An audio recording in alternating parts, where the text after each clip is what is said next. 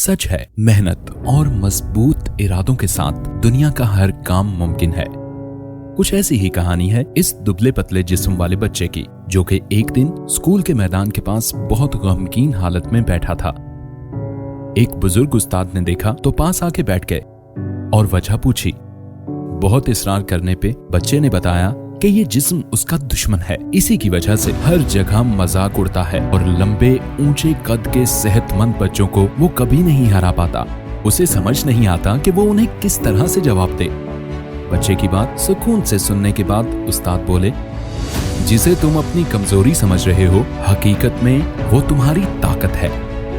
अगर गौर करो तो इस जिस्म के साथ सेहतमंद बच्चों को अपनी फुर्ती के साथ हरा सकते हो। और जहां तक जवाब का ताल्लुक है, अगर वो जुबान से दोगे तो कोई नहीं सुनेगा, अगर कारकर्दगी से दोगे तो दुनिया को मानना पड़ेगा। बस मेहनत करो और अपनी कमजोरी को अपनी ताकत बनाओ। इस बच्चे की मेहनत का नतीजा है कि दुनिया उसे आज फ्लाइंग बर्ड ऑफ एशिया के नाम से याद करती है।